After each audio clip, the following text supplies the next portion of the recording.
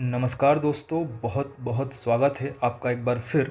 जैसे कि आपको पता है कि आपका जो एमपी टेट वर्ग 3 का जो चयन परीक्षा है उसका एग्ज़ाम बहुत ही नज़दीक है और हमारे सिलेबस में एक बहुत ही शानदार सब्जेक्ट शामिल हुआ है जिसका नाम है हिंदी। हिंदी से रिलेटेड बहुत सारी चीज़ें हमारे सिलेबस में शामिल हुई है।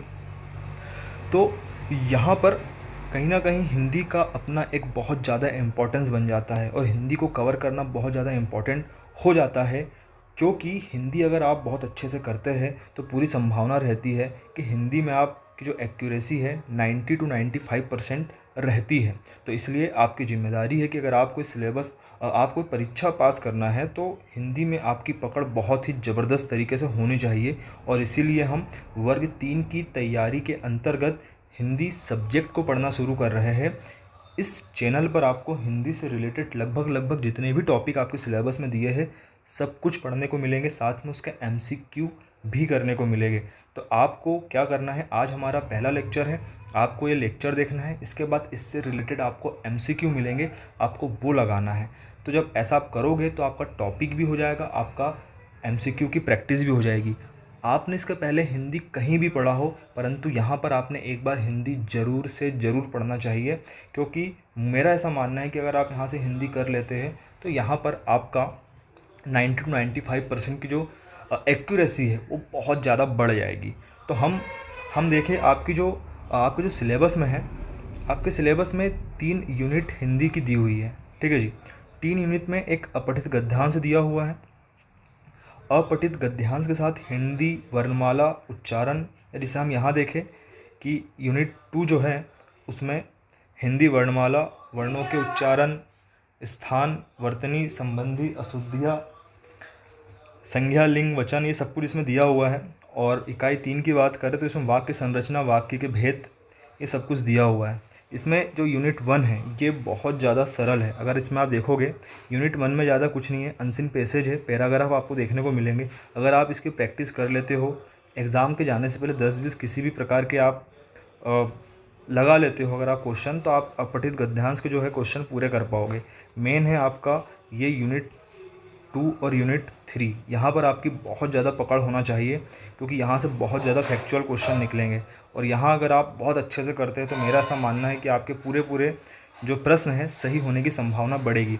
तो आज जो हम शुरू करने वाले हैं, ये 2 मिनट हमने थोड़ी चर्चा करी है, परंतु आज हम क्या शुरू करने वाले हैं कि जो पहला टॉपिक है यूनिट 2 का, हिंदी वर्णमाला और वर्णों के उच्चारण स्थान। यहाँ से किसी भी एग्ज़ाम को देख लीजिए, आप एसआई देख लीजिए, एमपी के अदर एग्ज़ाम देख लीजिए, या फिर किसी भी स्टेट के अदर एग्ज़ाम देख लीजिए, जहाँ लगे तो अदर स्टेट की भी जहाँ हिंदी पूछता है वहाँ इस टॉपिक से सवाल पूछता है। बहुत ज़्यादा इम्पॉर्टेंट है ये टॉपिक। तो हम जो है आज शुरू कर रहे हैं हिंदी वर्णमाला।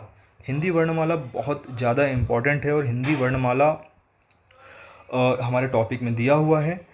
तो दोस्तों, हिंदी वर्णमाला को शुरू करने से पहले थोड़ा सा हमें हिंदी भाषा का संक्षिप्त इतिहास पता होना चाहिए कि आखिर ये हिंदी भाषा का प्रादुर्भाव, विकास क्रम, ये थोड़ी सी बातें, कुछ फैक्चुअल नॉलेज है जो आपको देखना है।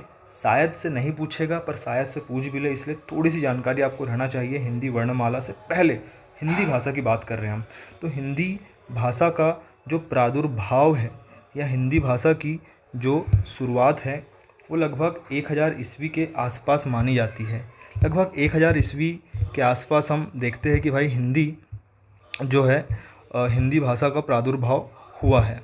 और इसमें हम देखें कि हिंदी भाषा का विकास क्रम कि आखिर कैसे हिंदी भाषा का विकास क्रम हुआ है, यहाँ पर आपको थोड़ा सा जानना चाहिए कि कैसे आखिर हिंदी भाषा का विकास क्रम हुआ है। और विकास क्रम देखेंगे हम, उसके बाद हम देखेंगे कि लिपि और हिंदी दिवस कब मनाया जाता है। और मेरे तो दोस्तों, हिंदी भाषा के संक्षिप्त इतिहास में हम विकास क्रम की बात करें कि आखिर हम हिंदी तक कैसे पहुँचे। बहुत छोटी सी चीज़ें जो कि आपको जानना है कि हम हिंदी तक कैसे पहुँचे। तो आपको याद रखना है कि सबसे पहले संस्कृत आ रही है और संस्कृत के बाद आ रही है पाली भाषा, पाली के बाद आ रही है प्राकृत भाषा और प्राकृत के बाद आ रहा है अपभ्रंश। और अपभ्रंश के बाद आपको याद रखना है ये आ रहा है हिंदी। तो अगर आपसे पूछे कि हिंदी के पहले कौन सी भाषा थी, तो अपभ्रंश भाषा थी। ये क्रम आपको बहुत जरूर से याद रखना है कि भाई कौन सा इसका विकास क्रम रहा है। तो संस्कृत, पाली, प्राकृत, अपभ्रंश और फिर आपका आ रहा है हिंदी। इसी में हम देखें कि लिपि कौन सी है, तो हमने जो है देवनागरी लिपि को अपनाया है। अगर आपसे सवाल पूछ लिया जाए कि हिंदी भाषा की कौन सी लिपि है, तो हिंदी भाषा की जो है लिपि आपसे पूछा जाए तो वो है देवनागरी लिपि। इसमें फिर हम देखें कि आखिर हिंदी दिवस कब मनाया जाता है। आखिर कब मना रहे हैं हम हिंदी दिवस, तो आपको पता होगा कि हिंदी दिवस हम 14 सितंबर को मनाते हैं। 14 सितंबर को, ये भी आपको ध्यान रखना है कि हिंदी दिवस हम 14 सितंबर को मना रहे हैं। संवैधानिक स्थिति की बात करें थोड़ी सी, आपको ये पॉइंट भी पता रहना चाहिए कि हिंदी की संवैधानिक स्थिति क्या रही है। तो सबसे पहले तो आपको ये याद रहे कि हिंदी हमारी राष्ट्रभाषा है या राजभाषा है। अगर आपसे यही सवाल पूछ लिया जाए तो जो हमारी जो हिंदी है ये राजभाषा है, ठीक है, राष्ट्रभाषा नहीं है। बड़े गौर से ध्यान रखिएगा कि राष्ट्रभाषा नहीं है, राजभाषा है। तो हिंदी को राजभाषा का दर्जा दिया हुआ है। अब कहाँ दिया हुआ है, क्या प्रावधान है, तो आपको एक भाग और कुछ अनुच्छेद आपको याद रखना है। तो जो भाग 17 है, भाग 17 में संघ की राजभाषा का उल्लेख है। तो हिंदी को संघ की राजभाषा का दर्जा प्राप्त है। संविधान के भाग 17 के आर्टिकल 343 से 351 के मध्य जो है राजभाषा से संबंधित प्रावधान है। यह आर्टिकल आपको याद रखना है कि भाग 17 के अंतर्गत 343 से 351 के अंतर्गत जो है राजभाषा से संबंधित प्रावधान किए गए हैं। और इसमें एक बहुत ही इंपॉर्टेंट एक आर्टिकल है 343(1) में है कि देवनागरी लिपि जो है में लिखी गई जो हिंदी है संघ की राजभाषा होगी। यही जो मैं बता रहा हूं स्पष्ट ऐसा ही लिखा गया है कि देवनागरी लिपि में लिखी गई हिंदी में लिखी गई हिंदी संघ की राजभाषा होगी। अगर आपसे और डीपली पूछ लेता है कि 343(1) की बात करें हम, तो देवनागरी लिपि में लिखी गई हिंदी को संघ की राजभाषा कहते हैं। यह आपको बड़े अच्छे से याद रखना है, नहीं तो अगर आप भूल गए और यहाँ से क्वेश्चन, मेरा ऐसा मानना है कि शायद नहीं भी पूछे पर पूछ भी सकता है क्योंकि बहुत पहले की बात हो गई। अगर आपसे मैं पूछूं कि हिंदी का प्रथम समाचार पत्र कौन सा है, तो आपको पता होगा कि हिंदी का जो प्रथम समाचार पत्र है वो दंड मार्तंड है ना। जुगल किशोर ने इसको चालू किया था, कलकत्ता से प्रकाशित हुआ था। तो ये आपको याद रखना है, हिंदी का प्रथम समाचार पत्र भी। हिंदी को भारत की संपर्क भाषा भी बोला जाता है, याद रखिएगा, संपर्क भाषा है ना। हिंदी को संपर्क भाषा का दर्जा भी प्राप्त है। संपर्क भाषा क्या होती है? संपर्क भाषा वह भाषा है कि जो हमें एक व्यक्ति से दूसरे व्यक्ति की जो बोलचाल में प्रयुक्त होती है। जैसे कोई पंजाबी है, कोई गुजराती है, कोई महाराष्ट्री है, परंतु ये जो है हिंदी में कम्युनिकेट करते हैं, आपस में हिंदी में बातचीत करते हैं। तो हिंदी कौन सी भाषा हो गई? संपर्क भाषा हो गई, है ना। ये आपको ध्यान रखना है। और दूसरा ये आपको ध्यान रखना है कि हिंदी जो है भारोपी परिवार की भाषा है। भारोपी परिवार के अंतर्गत ही आपको आर्य परिवार भी मिलेगा, आर्य भाषाएं मिलेगी। तो उत्तर भारत में आर्य भाषाएं और दक्षिण भारत में द्रविड़ भाषाएं बोली जाती है, आपको याद रखना है। उत्तर भारत में आर्य भाषाएं के अंतर्गत कौन सी भाषा हो गई? एक हो गई अपनी हिंदी हो गई, गुजराती हो गई, महाराष्ट्री हो गई, ये सब आर्य भाषा की भाषा है, आर्य भाषा के अंतर्गत आता है। वहीं अगर हम द्रविड़ भाषा की बात करें तो द्रविड़ भाषा दक्षिण भारत में जो 4 भाषा बोली जाती है, जिसमें तमिल हो गई, तेलुगु हो गई और मलयालम जो है और कन्नड़ भाषा, ये 4 भाषा जो है द्रविड़ भाषा है। ये चारों भाषा का भी आपको नाम याद रखना है। कौन सी हो गई? एक तमिल हो गई, एक तेलुगु हो गई, दूसरी मलयालई हो गई और चौथी जो है कन्नड़ा। ये 4 भाषाएं द्रविड़ भाषा के अंतर्गत आती है। उत्तर भारत में सामान्यतः आपको आर्य भाषा मिलती है और दक्षिण भारत में आपको द्रविड़ भाषा मिल रही है। ये कुछ छोटी छोटी सी बातें थी जो आपको ध्यान रखना है हिंदी संबंधित। अब हम मेन आ रहे हैं हिंदी वर्णमाला पर कि आखिर हमारे सिलेबस में ये टॉपिक दिया हुआ है हिंदी वर्णमाला। तो दोस्तों भाषा की जो न्यूनतम इकाई है, भाषा की न्यूनतम इकाई किसे कह रहे हैं हम? ध्वनि को कह रहे हैं।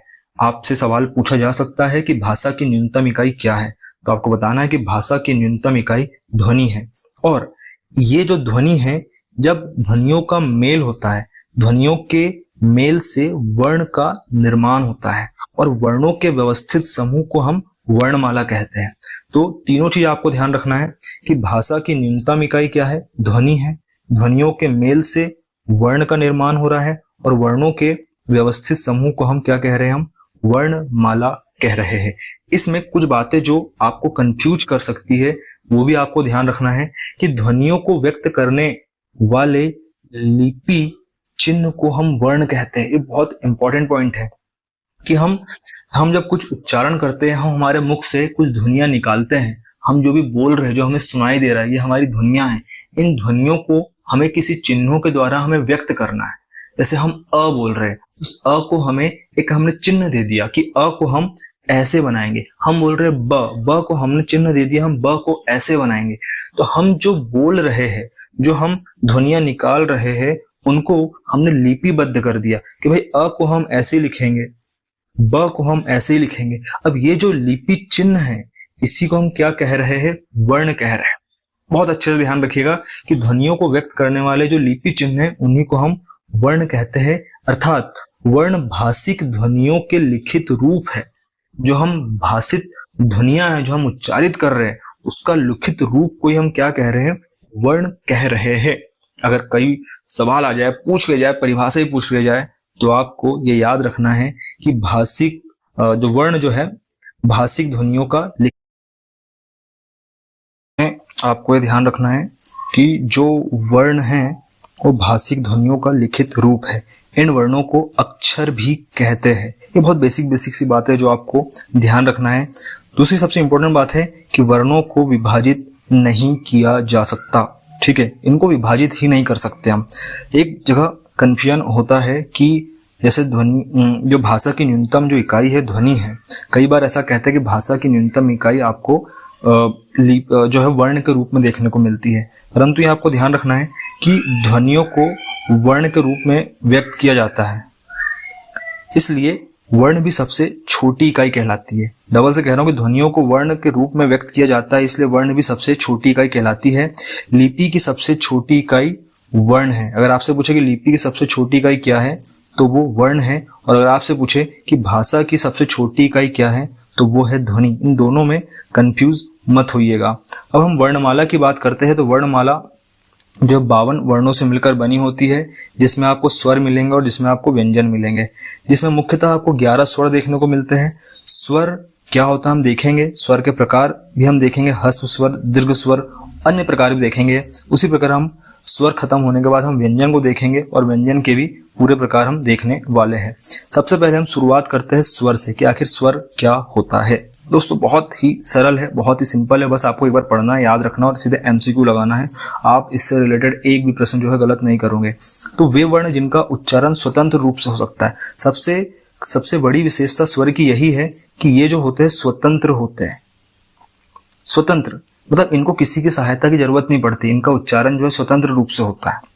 बिना व्यंजन की सहायता से या बिना किसी और वर्ण की सहायता से जब हम वर्णों का उच्चारण करते हैं, जिन वर्णों का हम उच्चारण कर सकते हैं, उन वर्णों को हम स्वर कहते हैं। तो वे वर्ण जिनका उच्चारण स्वतंत्र रूप से होता है, ध्यान रखिएगा, वे वर्ण जिनका उच्चारण स्वतंत्र रूप से होता है वे स्वर कहलाते हैं।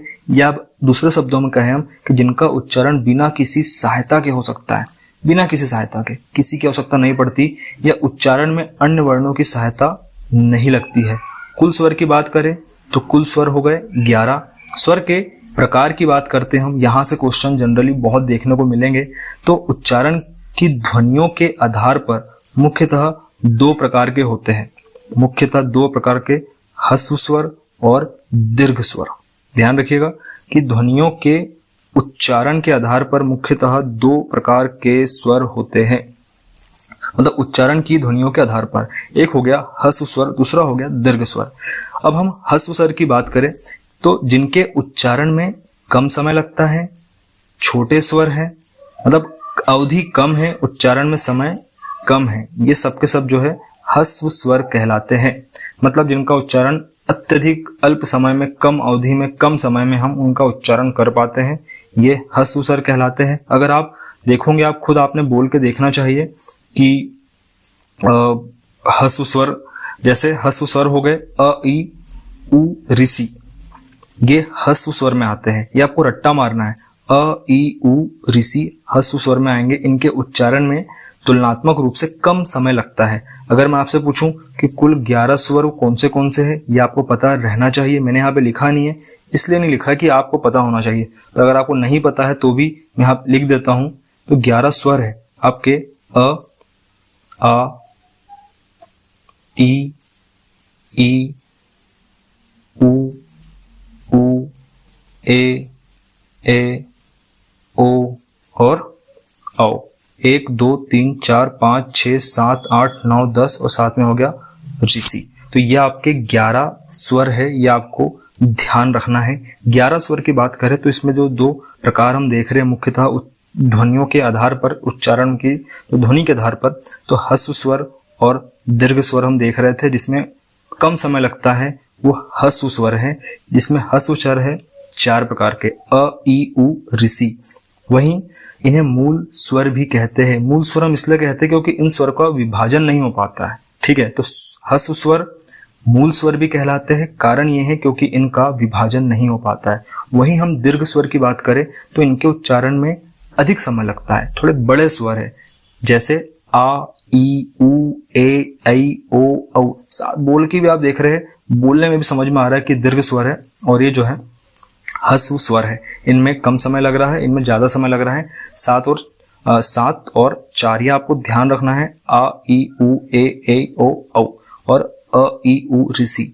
अब हम एक्चुअल में क्या होता है कि कई बार लुप्त स्वर भी पूछ लिया जाता है जब हम उच्चारण करते हैं। तो उसमें जब संस्कृत की जो व्याकरण थी उसमें 3 प्रकार थे, ह्रस्व, दीर्घ और लुप्त। परंतु जो हिंदी व्याकरण है इसमें सिर्फ हम 2 ह्रस्व और दीर्घ को मानते हैं। तो लुप्त स्वर की बात करें तो संस्कृत व्याकरण में इस भेद को स्वीकार किया गया है। इसका उदाहरण है जैसे ओम, ठीक है। इतना ही आपको ध्यान रखना, अगर आपसे ओम पूछा जाए तो ये प्लुत, लुप्त नहीं, प्लुत स्वर का उदाहरण है। तो संस्कृत व्याकरण में इसे स्वीकार किया गया, परंतु हिंदी व्याकरण में नहीं है जनरली। तो प्लुत स्वर भी आप ध्यान रखिएगा।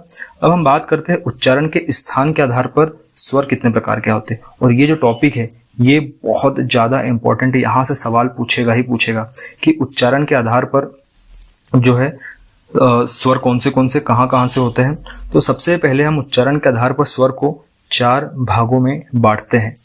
तो इसमें कंठ स्वर, तालव्य स्वर, मूर्धन्य स्वर और ओष्ठ स्वर। सबसे पहले हम कंठ स्वर की बात करें तो कंठ स्वर या कंठ हम देखे जाए तो किसे बोलते हैं हम, जो हमारा गला होता है ये हमारा कंठ कहलाता है। तो कंठ या गला से उच्चारित होने वाले स्वर को हम कंठ स्वर कहते हैं या कंठ स्वर कहते हैं। यहाँ आपको ध्यान रखना है कि ये चीजें आपको प्रैक्टिस करना, बोल के आप देखोगे, जैसे आप बोलेंगे अ और आ, तो यहाँ आपका ओट यूज नहीं हो रहा है, आपका तालु भी यूज नहीं हो रहा है। अब आप उच्चारण करते हो अ और आ का, तो आपके गले पर असर पड़ रहा है, कंठ पर असर पड़ रहा है। तो जब हम उच्चारण करते, जब हमने उच्चारण करके देखा तो हमको पता लगा कि भाई अ और आ का उच्चारण जो हो रहा है वो कंठ से हो रहा है। इसलिए कंठ स्वर आपसे पूछ लिया जाए कि कंठ स्वर कौन से हैं, तो इसमें अ और आ आपको कंठ स्वर की श्रेणी में रखना है। कई बार अह एक्चुअल में स्वर नहीं है, परंतु अह भी जो है कंठ से उच्चारण होता है।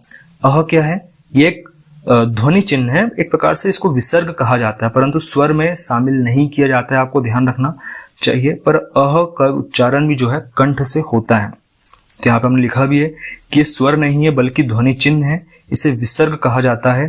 अ का विशेष उच्चारण है, न कि अलग स्वर। ये अलग स्वर नहीं है, ये अ का एक विशेष उच्चारण है, जिसे आप अह कह रहे हैं। तो कंठ की बात करें तो कंठ में आ गए 2 अ और आ, कंठ या गला से उच्चारित होने वाले स्वर। अब दूसरा जो है वो है तालव्य। तालु को उच्चारित होने वाले स्वर। तालव्य है कौन सा भाग, यह आपको ध्यान रखना है जब आप कंठ से ऊपर आते हैं। ये क्रम आप याद रख लोगे तो आपको कभी आप भूलोगे नहीं। तो सबसे पहले कंठ हो गया, फिर तालव्य हो गया, फिर मूर्धन्य हो गया और फिर ओष्ठ्य हो गया। ये आपको क्रम याद रखना है। हम जब गले से ओठ की तरफ आते हैं तो यही क्रम होता है। तो हमने कंठ देख लिया, अब हम तालव्य की बात करते हैं। जब हम गले से थोड़ा आगे बढ़ते हैं तो जो हमारी जीभ है, जीभ के जो ऊपर का हिस्सा है, ठीक है, ऊपर का एकदम का जो हिस्सा है, गले से थोड़ा सा हम आगे बढ़ते हैं तो वो हमारा तालव्य कहलाता है, तालु कहलाता है। तो उससे उच्चारित होने वाले जो स्वर है उसको हम तालव्य स्वर कहते हैं। डबल से तालव्य स्वर मतलब तालु से उच्चारित होने वाले स्वर। तालव्य का स्थान कौन सा है तालु का, जब हम कंठ से थोड़ा सा हम आगे बढ़ते हैं, अभी हम दांत तक के नहीं पहुंचे, तो जब हम कंठ से थोड़े आगे बढ़ते हैं तो आपको तालु मिलता है। और वहीं से जो उच्चारित होने वाले स्वर है वो दो स्वर है, ई और ई। याद रखिएगा, ई और ई। इसमें तालु का अगर आप इसको बार बार उच्चारित करके देखोगे, ध्यान दोगे, तो यहाँ पर इसका यूज होता है ई और ई का। ठीक है, इसको याद रखना, रट्टा मार लेना कि तालव्य स्वर कौन से है, ई और ई। फिर हम देखें मूर्धन्य। मूर्धन्य आखिर होता क्या है? तो सबसे पहले तो देखिए कि मूर्धा से उच्चारित होने वाले स्वर, जो हमारा जो दंत है, दंत के पीछे का भाग और तालव्य के, जब हम दांत से थोड़ा पीछे जाते हैं और तालव्य से थोड़ा आगे बढ़ते हैं तो जो एरिया है ये मूर्धा कहलाती है। और मूर्धा से जहां पे आपकी जीभ लगती थोड़ी सी, कई बार दांत के पीछे साइड, ठीक है, वो आपकी मूर्धा है। अगर आप बोल के देखेंगे, दांत के पीछे साइड का जो हिस्सा है, तालु के थोड़े से आगे साइड का हिस्सा और दांत के पीछे साइड का हिस्सा, जहां आपकी जीभ लगती है, कई बार उच्चारित करते हो, जैसे आप री बोलेंगे तो री, तो वैसे री बोलते हैं तो री जो है जीभ आपके दांत को टच नहीं करती है, दांत के पीछे का हिस्सा आपको टच करता है। अगर आप अच्छे से उच्चारण करेंगे तो आपका मूर्धा वाला स्थान हो गया। तो मूर्धा से उच्चारित होने वाले जो स्वर है वो मूर्धन्य कहलाते हैं। और इसमें क्या है, री, री आपको ध्यान रखना है। फिर ओष्ठ की बात करें तो सिंपल है कि ओठ से उच्चारित होने वाली, इसमें ओठ का यूज हो रहा है। ऐसे स्वर जिसका ओठ के माध्यम से हम जिसे उच्चारित करते हैं वो कहलाते हैं एक प्रकार से ओष्ठ स्वर। इसमें आ गए ऊ और ऊ।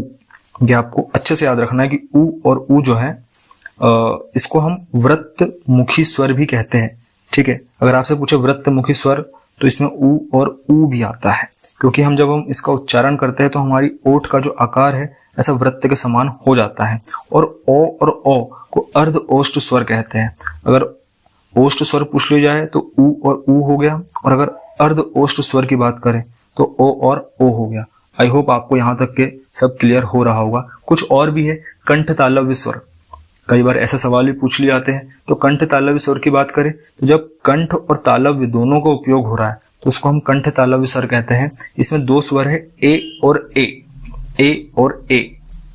ठीक है, तो ए और ए को कंठ तालव्य स्वर कह रहे हैं। कंठोस्थ स्वर, इसमें कंठ और ओष्ठ दोनों का उपयोग हो रहा है। जैसे आप ओ बोलते, ओ और ओ, इसमें गले का भी उपयोग हो रहा है और ओठ का भी उपयोग हो रहा है। जब आप ओ और औ बोलोगे तो इसमें कंठ का भी उपयोग हो रहा है और ओठ का भी उपयोग हो रहा है, इसलिए ओ और औ को आप कंठोस्थ स्वर की श्रेणी में रखते हैं। इसके बाद मुखाकृति के आधार पर स्वर, कि आखिर जब आप मुख की अलग अलग आकृति बनाते हैं उसके आधार पर स्वर कौन से होते हैं। तो इसमें एक होता है संवृत स्वर, अर्ध संवृत स्वर और विव्रत स्वर। ये आपको हमें देखना है। तो सबसे पहले अगर हम संवृत स्वर की बात करें, संवृत स्वर, तो जिसके उच्चारण में बहुत कम मुंह खुलता है, बड़े आसानी से हम बोल देते, ज्यादा मुंह खोलने की आवश्यकता नहीं होती है, उसे हम संवृत स्वर कह रहे हैं। जैसे इसमें ई, ऊ और ऊ, इसे हम संवृत स्वर में रख रहे हैं। अगर आप इसका उच्चारण करोगे ई ऊ, इसमें ज्यादा आपको मुंह खोलने की आवश्यकता जो है नहीं पड़ रही है। वहीं अगर हम अर्ध संवृत स्वर की बात करें तो अर्ध संवृत स्वर में इसे मुख संवृत की अपेक्षा अधिक खुलता है, थोड़ा ज्यादा खुलता है, इसलिए हम अर्ध संवृत स्वर कह रहे हैं। जैसे ए और ओ, तो संवृत में ई और ऊ संवृत हो गए, अर्ध संवृत हो गए ए और ओ। विव्रत स्वर की बात करें कि आखिर विव्रत स्वर क्या होता है, कि जब स्वर के उच्चारण में मुंह पूरा खुलने लग जाए। ठीक है, अभी क्या हो रहा है कि संवृत में कम खुल रहा है, थोड़ा सा ज्यादा खुल रहा है अर्ध संवृत में। पर विव्रत की बात करें तो उच्चारण में मुंह पूरा खुल जाता है, तो इसे हम कह रहे हैं विवृत स्वर। और इसमें हो गया आ और आ, जो दो वर्ण है आ और आ, जो है विवृत स्वर के अंतर्गत आता है। और वहीं अर्ध विवृत स्वर की बात करें कि जब मुंह का द्वार आधा खुले तो इसे हम अर्ध विवृत स्वर कहते हैं। इसमें आप अ की बात करें, ए की बात करें या औ की बात करें, ये अर्ध विवृत स्वर में आता है। ये आपको रट्टा मारना पड़ेगा, या आपको जब आप ऐसे शब्दों को बोलने की प्रैक्टिस करेंगे तो मुझे ऐसा लगता है कि अगर आपने आधे घंटे बोलने की प्रैक्टिस कर ली और थोड़ा सा ऑब्जर्व कर लिया कि एक शब्द कैसे बन रहा है, आपका मुंह कैसा बन रहा है, तो मुझे नहीं लगता कि आपको रट्टा मारना पड़ेगा। बड़े वैज्ञानिक तरीके से आप जो है इसको याद कर पाओगे। कुछ और अन्य प्रकार के स्वर भी होते हैं, जिसमें वृत्ताकार हो गया, अवृत्ताकार और उदासीन। जब आप अपने कुछ स्वर ऐसे हैं जिसके उच्चारण में वृत्त की आकृति बनती है, आपकी ओठ की एक प्रकार से, मुंह की, तो उ ओ, ये जो है वृत्ताकार हो गए। अवृत्ताकार में ई ए हो गया। और उदासीन की बात करें, अगर आपसे सवाल पूछ लिया जाए तो कई पेपर में पूछा भी गया है कि उदासीन स्वर कौन सा है, तो अ जो है उदासीन स्वर है। उ ओ ये वृत्ताकार है, बोलने में पता चल रहा है। ई ए ये अवृत्ताकार है और अ जो है ये उदासीन है। इसमें आपको ये भी ध्यान रखना है कि जो अ है ये अपने वर्णमाला का हिस्सा नहीं है, एक प्रकार से नहीं था, पर हम कहीं कहीं इसका यूज करते हैं। ये अंग्रेजी से हिंदी में आया हुआ है। तो ये जो था, हमने इसमें लगभग स्वर की पूरी बातें कर ली है। इसको आपको 2-3 बार इस वीडियो को देखना है, इसके एमसीक्यू लगाना है, तो स्वर से रिलेटेड 1-2 क्वेश्चन जो आएंगे वो एनी हाउ आपसे बन जाएंगे। तो अभी हमने स्वर देखा, स्वर के प्रकार देखे। अगला जो वीडियो है उसमें हम व्यंजन देखने वाले हैं। आई होप आपको ये वीडियो समझ में आया होगा, कुछ समझ में आया होगा। और अगर समझ में आया है तो भाई जरूर कमेंट्स करिएगा, बताइएगा कि आपको कैसा लगा है वीडियो, और अपने मित्रों के साथ इसको शेयर भी कीजिएगा। Thank you so much.